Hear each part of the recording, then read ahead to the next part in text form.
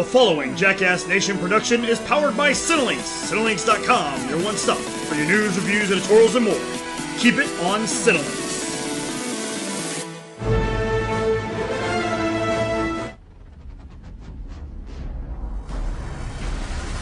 You're listening to Gifted Talkers, powered by Cinelinx.com and presented by the Jackass Nation and the Offshoots Radio Network.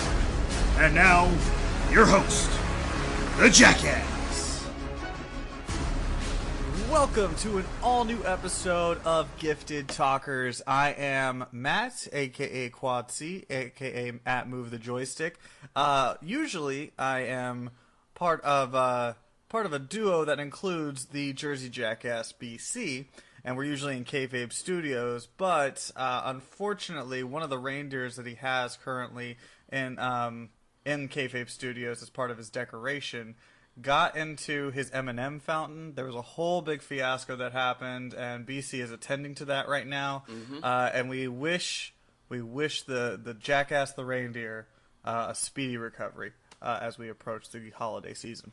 But that doesn't mean that we are not going to have an episode of The Gifted. We have to have a Gifted after show, and we are going to do it. But joining me today is Mr. Rob Ntropi of Channel Control. Hello, everyone. How are you doing? How you doing, Matt? I'm doing well, man. I'm doing well. All right, that's good. Yeah, so this is your first time on Gifted Talkers. How do you feel? Are you excited? Are you pumped? Are you amped? I mean, this is the world-renowned show that gets, like, one of the top 3 most viewed shows on Cinelinx every single week.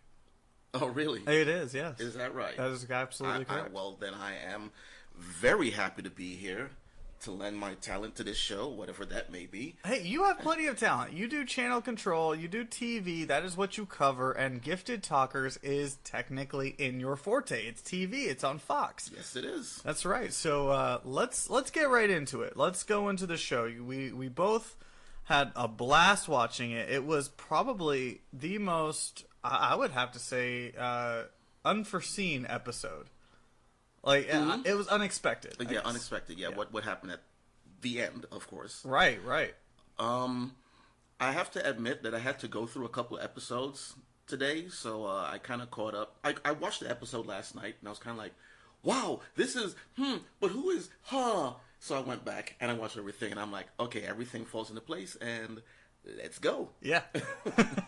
And so, let's recap for a second. So, the last episode that happened, you had Dreamer, you had Blink, you had the Strucker kids, and they were all infiltrating the Trask Industries building. Well, they were going into the generator, the power generator. They were trying to take it down so they could really infiltrate the Trask building. Unfortunately, they did not succeed, and they ended up getting taken out and getting captured. So that is where we are now.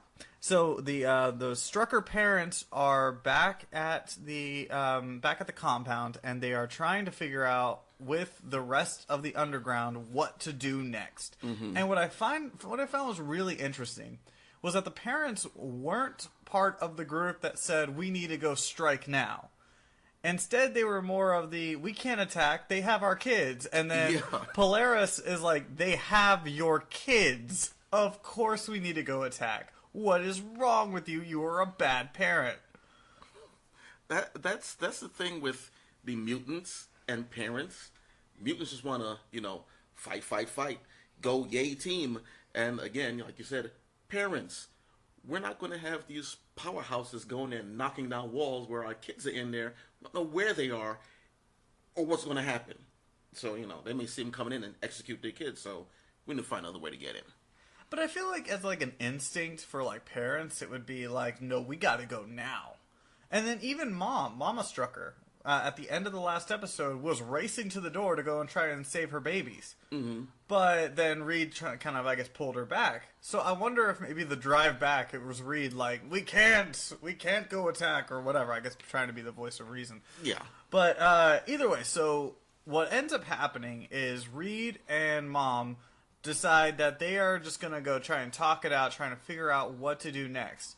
But the little extra of the week that is turning out to be not the extra of the week, but to be a fully fledged cast member, Ismay, decides that she was going to listen in with her psychic powers into Reed's mind to see what little clues she could pull together, and ends up going and approaching them and says, hey, you guys should go talk to Turner. Maybe Turner could help turn the tides here. Since you were a prosecutor or whatever of these mutants. One of them, like she says. You can go and talk to him, and you could probably work something out. And so the parents are like, you know what? That's a great idea. Even though I feel like that wasn't a great idea, like, ever to go do that. Like, I'm sorry, if I know what's happened to you, and I know that I have wronged you, or I've been part of something that's wronged you, I'm not going to go over and be like, hey, I need you to do me a solid. I don't think they knew. Well, actually, no. That was Dreamer. Yeah, that was Dreamer. But yeah, I don't think they knew. They were just good, trying to plead with these people as parents. Of course, they didn't know about the whole wiping the memory thing. But yeah, they went over there. They tried, and actually, it wasn't like it was their idea. It was because of Esme going in, reading his mind. She formulated a plan to get him over there to do that. And I'm almost wondering, too, if it's not so much her reading people's minds as she is slowly but surely implanting these different thoughts in their head. Because we'll get to that later about what her full powers are. But I almost wonder, because she seems to convince people so easily to do what she wants them to do. Mm-hmm. So it almost just feels like that's what the case is. That she's like, hey, let me just put this little piece of information in there for you, and now you're going to listen to my everything. So either way, like I said, we're going to get into Esme a little bit later. But she ends up deciding to put that thought in their head. They end up going to Turner, and the result is not quite what they expected. Not at all. Because, Turner, he was at home, he was relaxing, hanging out with his bae, and then, having a nice drink. He's had a long day, and then, bop, we've got a gun to your wife, we gotta talk. And then they bring up their kids, and like, hey, everything that's happening at that lab, you've got to stop this. And Turner's like, hold up, everything we're doing is legal. You better go vote if you want to make change. He said, if you want to make a change, there's a thing called a ballot box. And I was like, damn, but they get arrested if they go vote. Yeah. I know, it's a vicious circle. So he ends up realizing, I guess they finally get to him on a parent-to-parent level, except there was that moment where he's like, oh, you're going to talk about parents? Oh. Yeah, he's like, I lost my daughter, and then you guys made me relive it all over again. Why the hell would I help you? It's like, I lost my daughter twice. Uh-huh. So yeah, that could leave a kind of a... but he didn't even fully go into it. No. Because when they left, he was grabbing a gun, he was going to make phone calls. It was his wife they got through to, which was the important person to get through to, and she's the one that helped the plan fall into place. And I like when you saw Mom when she was explaining everything, like from her point of view of like her children being taken. She looks over at her and like was staring at her like I'm staring at you right now, just telling the entire thing to her. And then briefly just being like, oh, and you're here too. But mostly talking to her because, like, if you're going to get through to somebody, mom to mom, like, you're not going to get mom to dad. It's mom to mom. You got to get that connection. You've got to get the mom because they're the ones at that point that will be rational. Yes. We as men are not rational. No, we're at that point where, especially with someone coming into your home with a gun. Yes. I mean, the mother was a little apprehensive because, someone knocks on my door, open the door, they stick a gun in my face. But once she talked to her that one-on-one, that's where she broke it down for her, and she was like, yeah, we got to do something. And then that's when she looked at her husband like, what are you doing? Yeah. How you're doing these evil things in the name of our daughter, which is I can't go with that. So well, you also have to consider too that she has had a lot more time to, I guess, digest it and just be okay and accept the fact that their daughter's dead. Yeah. Meanwhile, she still had the 4 years. Right. He did. He wasn't with Trask. He would never even think about going to Trask until what happened whenever Dreamer scrambled his mind. Before then, he was fine. After that, that's whenever he had to relive that grief. And so now he's a grieving dad again. Versus 4 years ago, he wasn't. He was acceptance of it too. He was fine, whatever, like it happened. I'm just here to make sure that it doesn't happen to anybody else. But no, we are doing this by the book. Nobody's going to be experimented on, whatever. Now, no, whatever. You guys killed my kids. All bets are off. Yeah, exactly. So I understand that mentality of it, and I like to see how irrational he was, because if he had just accepted it, then I feel like that wouldn't have been real. That wouldn't have been right. Yeah. But like if I knew my daughter just was killed from like this certain amount of people, like this, these mutants or whatever, I would just want to murder them all. So you want them all locked up in a freaking prison somewhere. Yeah, and I think it's understandable for any parent to be like that. Mm-hmm. So anyway, high horse or not, let's talk about what happens next. So Turner ends up, his wife ends up convincing him. He goes over to the lab. We'll stop there at that point for now. Let's go to the lab prior to Turner showing up. And that is that the Strucker kids are being experimented on. This was after Dreamer and Blink were being interrogated. I mean, there wasn't a whole lot to really get into that.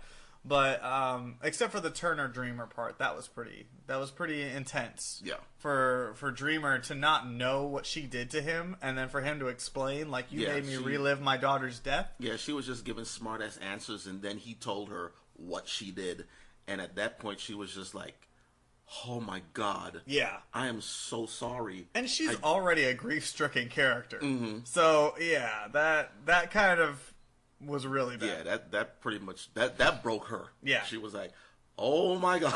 Yeah, it did. Well, meanwhile, Trask, that's not his name, but no, it's not Trask. The doctor ends up saying, like, hey, I want them Strucker kids, send them over here now, and Turner ends up doing it. So now the kids are in the bodysuits that BC thought, like, was going to be the super suits. I do not believe that at all. No. No way. Not a shadow of a doubt. That is not a super suit. But where is my super suit? Yeah, no, it's not there. You still got a lot, but they are cool suits. I like how they lit up. But anyway, so they end up putting them into this room, and this was what I found interesting. This little Easter egg that he's talking about. The doctor puts them in this room and explains that the walls are made of adamantium, and he's like, the most powerful substance in all the world. We found a bunch of it in a old abandoned base in British Columbia. Which takes us back to X-Men 2. X2. Yeah, the X2. And I kind of want to jump ahead to what they did. Yeah, okay, go ahead. But no, we'll you go ahead. We'll lead into that. So anyway, they're in this adamantium box, and they're told to hold hands and test their powers.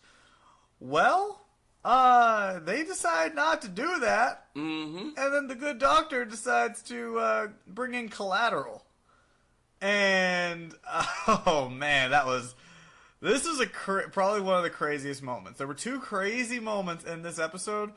One of them was this, when he asked them again, and then he brings in Blink and Dreamer. Dreamer's like, don't do it, don't give them what they want. Pop! Right in the chest, Dreamer's dead. Dreamer's dead. Gone. After that moment of realizing what she did to this man and destroyed his life for a second time, and she felt remorse, and she was sorry, and she told this man, and bang, dead. She gets no closure at all. Like, she's dead. All right? She's done. Her arc is over. She gets her last paycheck on Tuesday. Like, crazy. It was cold. It was so cold. Man, he's just standing there, and she says something once, and he's like, be quiet. And he says, kids, do this, blah, blah, do what I say, or there will be consequences. She starts speaking up again, like you said, pop! Just out of nowhere. I was like, oh! I know! Like, I had a feeling from the previews that someone was going to die. And I knew it wasn't going to be Blink, just because they showed Blink's face and they showed the gun up, and so, like, do we have to do this again, or something like that. So I was like, man, is Dreamer going to die? But, like, I thought, okay, well, she's a bigger character. She's more prevalent in the series. And maybe she's just going to get shot in the arm. Maybe she's going to get shot in the leg. And it's going to be like, all right, hey, I'll shoot more more appendages if you want. Just do it. But no, they straight up smoked her. Yeah, just executed. And that was it. And then he just turns back and like, now hold hands. Yeah. But, like, going back to Dreamer, I really thought, like, BC and I, we had our people that we thought were going to go dark by the end of the season. Like, join the Brotherhood, join whatever. Mm-hmm. I was on board with BC's theory that Dreamer was going to be one of those people. Because she had the power to convince other people to do things, to change people's thoughts, to move, do that sort of thing. And then they end up killing her. And that was... I couldn't believe that at all. Especially since I was like, she's gonna go bad, right? Yeah. She's gonna go bad. Nope. Get up. Nope. Go bad. Get up. She's gonna die and not be able to redeem herself at all. And it seemed like a strange way to kill off a character like her, because every episode she's been a highlighted character for the most part. Mm-hmm. But I almost wonder if they killed her off because they already have Ismay, or they brought in Ismay, who is a psychic who can also implant thoughts. But she doesn't need to breathe on somebody. Yeah, she can just do it. Yeah. But the thing is, Esme doesn't seem to be very stable. No, and we'll get to that later as to why you're saying that. So, but I almost wonder if that was the reason why. If they were like, oh, we have too many telekinetics or psycho. I honestly don't know. I don't think so. I just think that they wanted you to get to know this character, get closer to her, and then we're going to pop her. So you get that shock value. Because everyone else has a real purpose there. Dreamer did not really. No, but I do think it's a cheap way to get rid of her to make way for Blink and what's his name? John. Thunderbird. Thunderbird. Yeah. I think that I think that's kind of what they're doing. They're just eliminating her so those two can be shipped. And look, we've been on this boat for a while, hoping for these two characters to ship. But I almost wanted Thunderbird to choose Blink. I wanted him to make that choice. Yeah, he didn't want them forced together because of grief or whatever. Yeah. This is Fast and Furious 8 all over again, where you had Vin Diesel's character find out that he has a kid from the Brazilian lady he was with when he didn't know that Michelle Rodriguez was dead. So then they pop a Brazilian girl, and now he has a baby and is still with Michelle Rodriguez. He doesn't have to choose anymore. It's fine. Fate made that choice for him. Fate has made Thunderbird's choice for him. Yep. I mean, well, they could just not end up together. They could. They don't have to. But they're really pushing that. Okay. I didn't see it, but maybe I'm not looking at that. Oh, we looking. Y'all looking. BC and I, we got that lens. We are focused like 100 times into that relationship because we are shipping that thing hard. That's the horn of the ship we're on. Anyway, getting back to the actual plot, the kids end up holding hands because Dreamer's dead, which also seems weird. I guess they wanted to save Blink, but okay, which is fine because I like Blink. So they end up holding hands, looking at the wall, and burning a hole through adamantium. No, they didn't burn a hole in it. Oh, they melted it. They dented it. Okay. They made a head-sized crater or hole. Oh, it was bigger than a head. Yeah, well, it's bigger than a head. Yeah. I mean, the black things that were floating around were the sensors that were on the wall. Oh, okay. That's what that stuff was. I didn't catch that. Yeah, that's because if you look at it, you mean the wall had all those sensors on it, and when they were done with it, the air was pretty much blank. It just had the black spots. I didn't even see that. I'd have to go back and watch that again. Where they were. So, yeah, these two kids are so powerful they dented adamantium. Which is not an easy task Not at all. all. Wolverine would literally be dead. Maybe.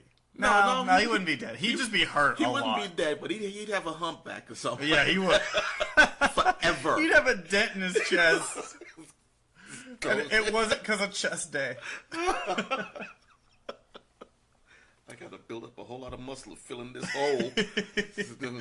Bench presses all day long. All day. Just do bench. All day. All day. Just miss legs. Whatever legs. You'll be fine. I got the X gene. It'll be all right. So these kids blast this wall. And not only did they put a hole, this dent in the wall, but they also... They shifted the building, or that room. They pushed in the wall. Things got knocked off of the shelves. Yeah, the drywall is at a slant now. Yeah, they did some serious damage. If that was not an adamantium room, when they kept talking about we could bring this whole building down, yeah, they would have freaking done it. They would have. Yeah, no doubt now. And I did like how they were in the prison afterward, or they're in their cell. And they're talking about how they're like, you know what, we should have ended up doing it. Knowing what our power can do now, we should have ended up doing it. And then finally, Lauren's like, no, we did the right thing. You were right. But they realize at that moment that Dreamer literally died for nothing. Mm-hmm. And that part right there felt the most cold-blooded.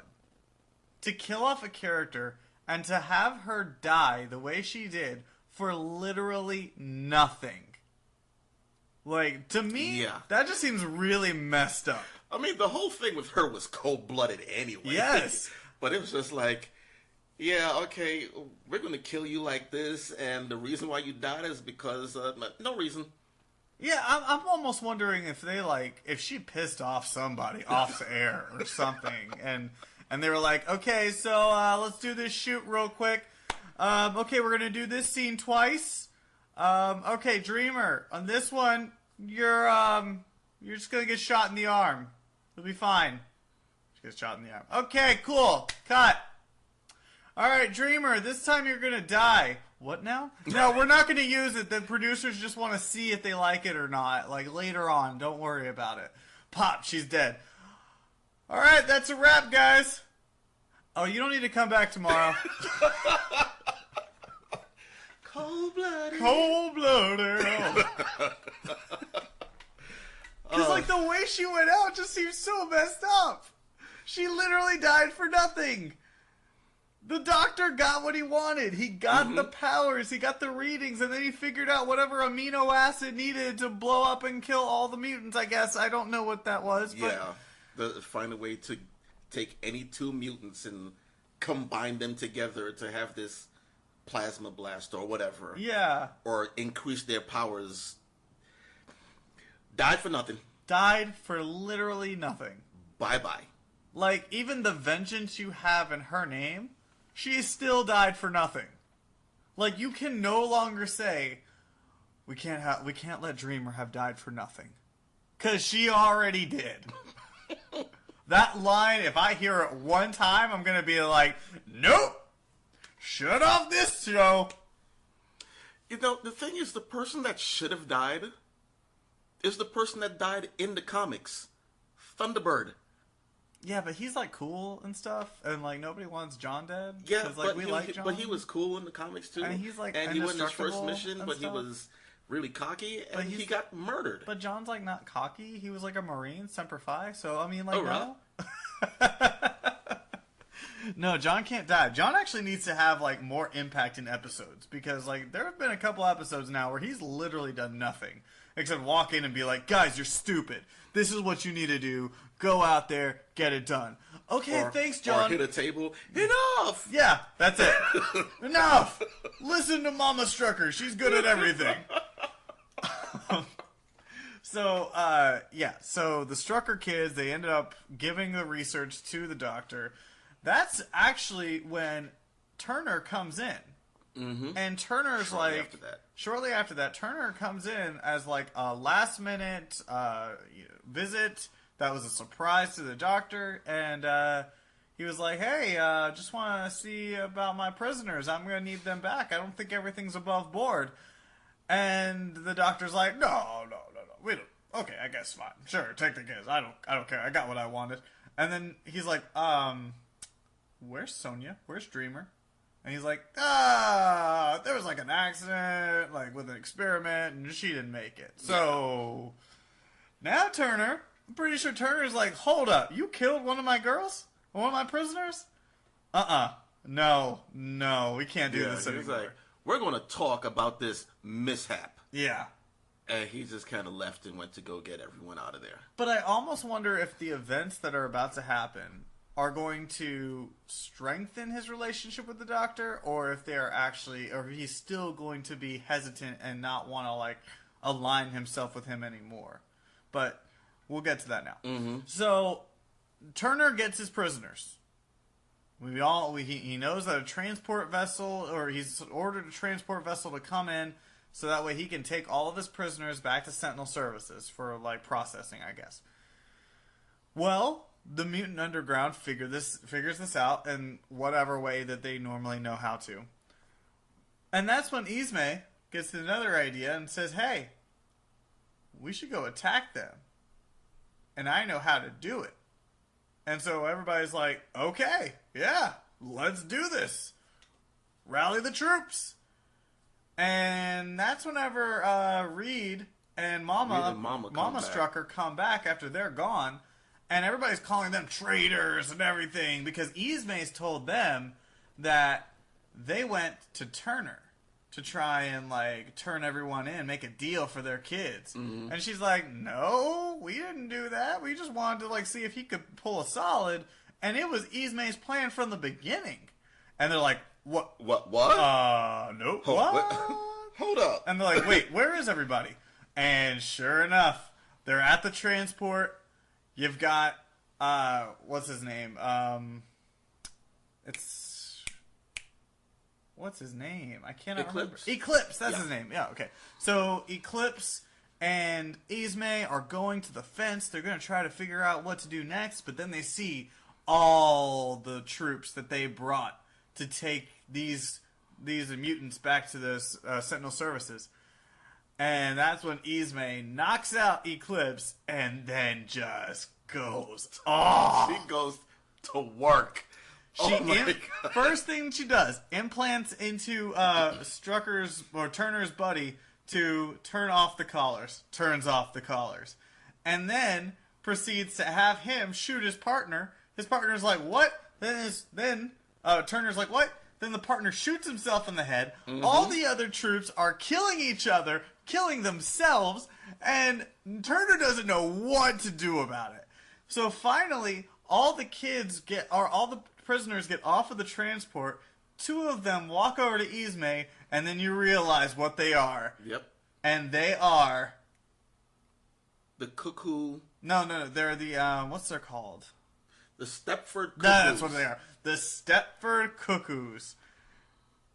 I, going into this, did not know who the Stepford Cuckoos were. You looked it up on Wikipedia. You sent it to me. I sent it to you, and I got busy doing other stuff, and I didn't read. I skimmed a little bit, but I didn't read all of it. So the interesting thing about the Stepford Cuckoos is that there were 5 of them. Yeah.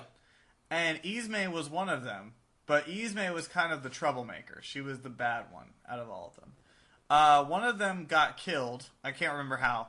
I think it was Sophie that got killed. So then there were only 4. Ismay was the next one to die. Got killed by using that kick drug. Oh, kick drug. Yeah. No. Ismay killed her because Ismay was using the drug. That's what it was. Ismay was using the kick drug. And then Ismay gets killed. And then there were only 3. And they were trained by Emma Frost. And were part of the X-Men for quite a little bit. But then they moved around. They were the main people to use Cerebro. Weren't they also supposed to be clones of Emma Frost or something like that? I didn't read that. I didn't read that. Well, yeah. Well, they have similar powers to Emma Frost, except for the diamond scaling body. Yeah, I could have sworn I saw something about clone of Emma Frost in the reading somewhere, but again, I didn't read the whole thing, so yeah.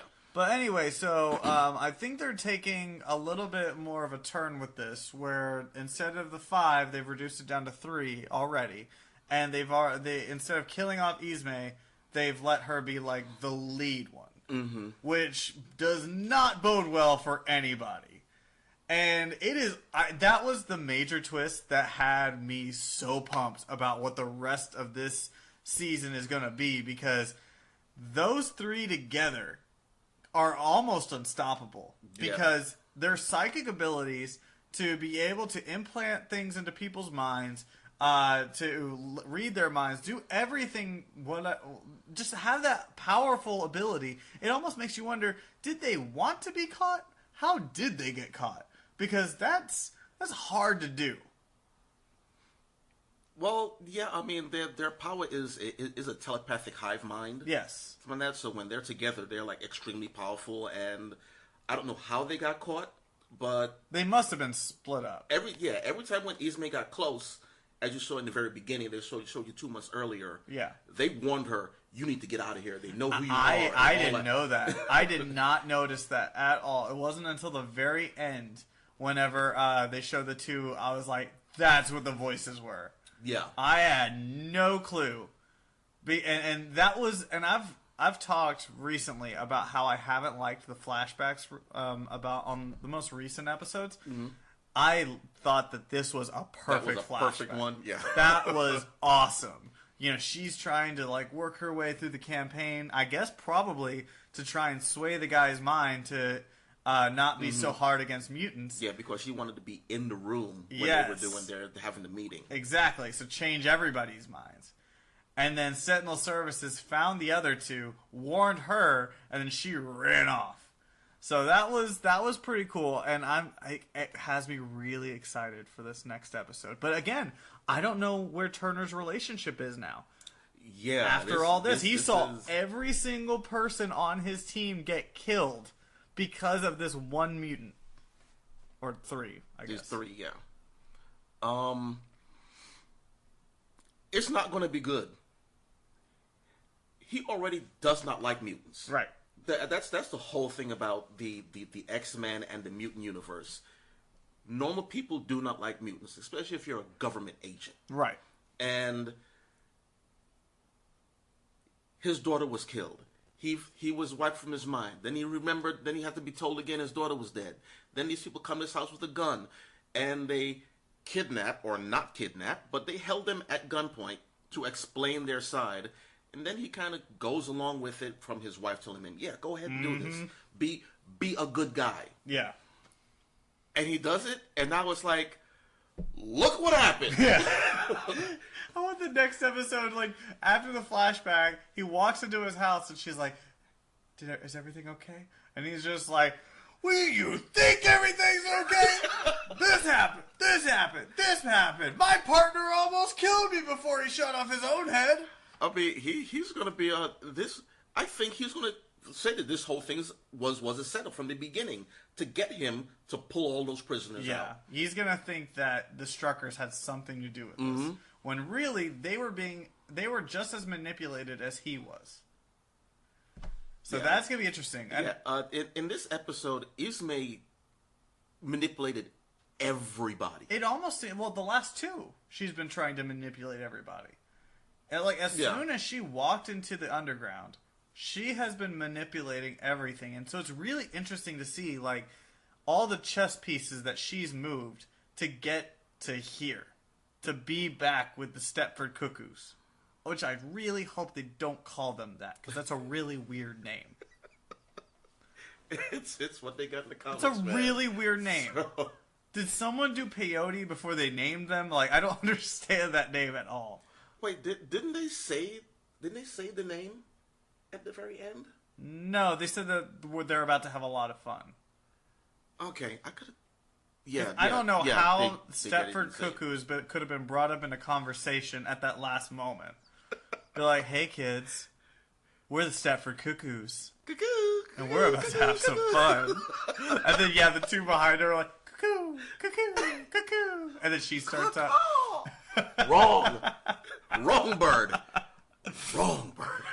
She's not really one of us. Yeah. Or if it could have been like, we're about to have a lot of fun. Because we're the Stepford Cuckoos. Like, what? No. I'm gonna go back to the underground. That's a cooler name. It's like, here, sis, hold my hand. Let's kill these people right now. Yeah. Just because we have a stupid name. Yeah, so it was a really cool episode. Rob, let's get your thoughts. What did you think of the episodes? What likes, what dislikes did you have? There really were no dislikes for me in this episode. It was just a good episode to me. The whole thing with the Stepford Cuckoos at the very end, with the two sisters walking out, and wow, that, and of course Dreamer dying. You're talking about those two high points: Dreamer getting murdered, and the other two identical twin sisters coming out, and all of them banding together. Okay, I'm in. Mm-hmm. I'm good. Yeah. And I think a lot of people, if you kind of got bored throughout like this season, because there were a few episodes that were kind of a lull. Yes, there were. I think this one is the episode to bring people back in.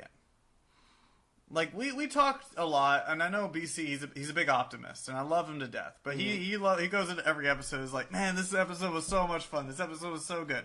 But there were a couple that weren't really as good as this one. No, there wasn't. Like, this one was, I gotta say, head and shoulders above every episode we've seen so far. I mean, the action was there. The twist was there. We had a death. Like, everything that you want to see in a visual experience for an hour was in this episode. And it was fun. I absolutely enjoyed it. And if you were out on The Gifted, this would be the episode to pull you back in. I don't know if this would be the episode. It would be the two episodes prior to that one. All of those kind of tied things together for me. Yeah. Because I told you about the whole Von Strucker thing was just throwing me for a while, and I couldn't get my head around it. But I finally did, looking up the wikis and finding out what all the Earth realities are. Mm-hmm. And that's what straightened everything out for me. And I'm like, oh, okay, all right, I'm good. Let's go. And those two episodes before this one kind of explain a lot of stuff. Plus, it's when Esme first comes in. So you look at her actions throughout those two episodes into the mid-season finale, and yep, oh yeah, she's a bitch. Yeah, she is. Well, it's funny you say that this is the mid-season finale because we've looked at it, and there's only one episode scheduled next year, and it's in January, and I think it's like a 2-hour finale. Really? Yeah, it's the weirdest thing. I've never seen them schedule a show like this where this was episode 10. I believe so. I gotta pull it up real quick. Okay. But anyway, yeah, it should be. So they only have 12 episodes this season. Well, it's a pilot. It's a first season, so yeah. it happens like that. They don't get a full season order. Well, they usually do 13. Oh, okay. You know what? I think I'm wrong. So, IMDb has the next episode. Wow, that can't be right. January 1st. Interesting. Yeah. They said it was going to be January 1st. Okay, so cool. That is correct. Man, now I got to decide whether or not I want to watch college football or The Gifted. I'll watch both. It's going to be January 8th and then January 15th. So I guess only 13 episodes this season. Mm. And only 3 next year. So that's going to be interesting to keep an eye on. So, I really like this episode. I can't gush enough over this episode. I thought it was really well done. My negative, though, was the way they handled Dreamer's death. I really think that was just so cold-blooded. To, like, I just eliminate her like that. To not give her any sort of redemption, nothing. She is gone. And then, again, it's for the shipping thing, for the triangle that we're on, for her to now be gone. And it gives Thunderbird an out. They gave him an out to not have to choose between one or the other, and I was getting into that triangle. Now Blink's upset that she's gone, blah, blah, blah. And who knows, maybe this is going to be the reason why Thunderbird and Blink don't get together, because it's a deal where it's like, no, because Dreamer, you and Dreamer were together or something like that, and like you were supposed to be the couple. You were the it couple, and now she's dead, and I can't take her place. And well, maybe she would, because that bitch stuck shit in my head that shouldn't be there. That is true. There's that. And then John's probably going to be like, I never appreciated her while she was alive, and I'll never make that mistake again. Blink, get in my room. Like, teleport us to the room. I've never been there before. I don't know. I can't get in there. Suddenly they're at a donut shop and they're getting warm jelly donuts. It was gonna happen, BC. You knew I was gonna find a way to tie in a warm jelly donut, and I did it. I'm on a streak, man. I'm going for 13 for 13. Oh, you mentioned it every episode. Except for the first, I guess, because it wasn't there. But okay. Anyway, I'll say it enough times for it to count for the first episode. Okay. Anyway, so what do you expect is going to happen next week? I haven't looked at any previews. I just watched the one on Hulu, so I didn't see what the previews for next week were. I didn't look at any previews either. Well, not next week, January 1st. Yeah, Sorry, yeah, January 1st. For when it starts back up, January 1st. Again, I didn't look at any previews. I didn't see any, but I'm thinking that the Cuckoos are going to take control of the group. The Underground? The Underground, yeah. You think it's going to be out of, like, intimidation? Probably. I mean, I know for one, they're going to take some of the most powerful ones under control, like Thunderbird and probably Polaris. Yeah, Polaris. Unless Polaris just up and leaves. Because Polaris doesn't mind killing. Or no. Well, I won't say killing. She doesn't mind hurting someone to get her way. Right, of course. So,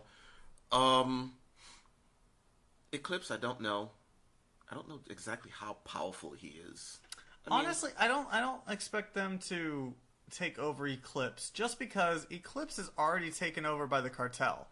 Right. So, like, why would they put two things in his head right now? Well, I'm thinking they're gonna take over the group, and it's eventually gonna lead to a conflict with the government and Turner, and something big is gonna happen. I don't know if the Doctor is gonna get injured in some way that he has to have the cybernetics put in. Because I mentioned before, he becomes Ahab. Yeah. And he's a guy who just hates. He hunts mutants, and I hate you guys with a spear and all that, and blah blah. So I almost wonder if that's that isn't gonna happen until like his experiment goes wrong or something, or they find a way to reverse engineer what he's doing. And I almost think that's whenever that's gonna happen, but that probably won't happen until like probably episode 12, episode 13. You know what? I'm thinking right now. I am wrong. I do remember seeing one preview part where they had two mutants shackled together. Two hounds. They had them in this huge metal sleeve, whatever, shackled to each other or connected to each other, and they were using the power. So they did their experiment. So that's going to work. Other than that, I don't know what's going to happen. But those are good theories. And I think you're onto something with them going back to the Mutant Underground and the Cuckoos taking over. Because how do you stop them? Like, and it almost kind of feels like they're going to go into like an arc with trying to stop them because of the way that they took down the Sentinel services. Like maybe that they're going to shun them for some reason, even though really the Cuckoos did what they needed to do. Like I don't see a fault with that. Like they were being persecuted. They wanted their sister to be back together again. So they took care of business. Sure, it was brutal, and sure, Ismay did manipulate everybody, but what are they going to do? They are fellow mutants who are also just trying to survive. Well, they are fellow mutants, but they've already seen that Ismay will do anything to get her sisters back. Which means that she will endanger everyone's life just to be with her sisters. And they did say that they cannot forgive murder.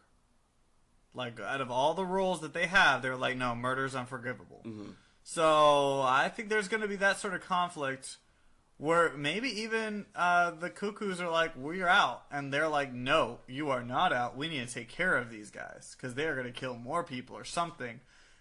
I just don't see them getting rid of the Cuckoos right now.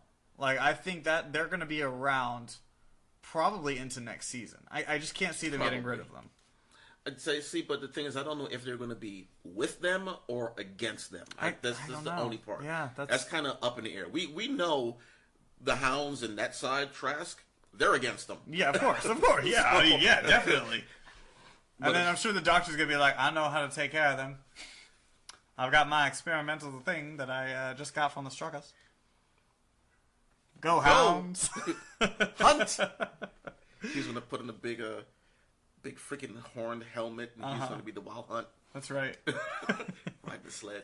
Those are going to be his white whales. His Moby Dick, because he's Ahab. Yeah. Okay, yeah. All right. Guys, thank you so much for joining us for Gifted Talkers. For our buddy BC, who is currently tending to the greatest jackass reindeer of them all, you guys can check him out on Twitter and Instagram at RealJackassBC. That is RealJackassBC. Rob, where can the good people find you? The good people can find me on Twitter at Channel Control or Instagram at Channel Control TV, and also at youtube.com Channel Control TV.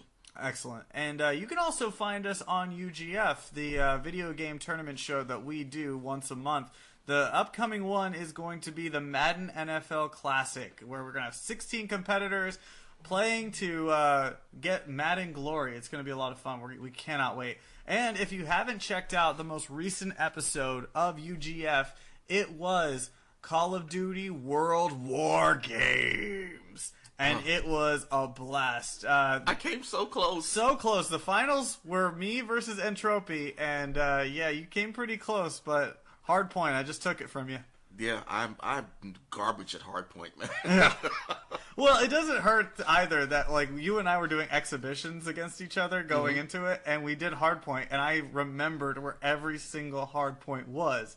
So that way, when there was 10 seconds left, I ran. I was like, he can have the last 10 seconds of the points. I'm going to go get the next 40. But it was fun. It was a great tournament, and oh my god, it was a shocker too. Like. Oh, the championship game, yeah. Oh. Larry took on the Kingsman at Tecmo Bowl. He came in with so much swagger, even like gave Kingsman a couple of tips because he's like, there's no way this guy can beat me. Kingsman told him, hey, use the Raiders. I don't care. I'm going to use the Bears. And it turned out that the Bears were better than the Raiders for one night only. That was crazy good. The final score was 17-14. We had a new champion in the Kingsman, and next year I will be facing him in the championship game. But anyway, that game hasn't been picked yet. No, that hasn't been picked yet. I think Kingsman's going to announce it at the Madden NFL Classic. Oh, okay. Yeah, all right. Keep an eye out for that, and also keep an eye out for when we announce our next tournament game, which is going to be in February, and also. Go ahead and follow at Cinelinx UGF because we're going to be coming up with new ways to get you guys involved in the tournament in 2018. You can also check out SCNS Live on Thursday nights when it starts back up next year. You can check out Cinelinx.com for all your news, reviews, editorials, and more. Right now we've got one out, a review out for The Last Jedi. Our editor-in-chief Jordan went and saw it. I was there, and it was pretty amazing. So definitely check that out. It's a heck of a good review. It's spoiler-free too. So you don't need to go read any of the variety reviews or anything like that because those are chock full of spoilers. Okay. So you're saying that we can't read these Cinelinx review and start piecing things together? No, you can't actually because I proofed the whole thing for Jordan, and no, you can't. Like he keeps it very generic while still telling you enough to get you excited for the film. Okay. I do have one question though. Yes. Are there any great Jedi? Does a porg get cooked?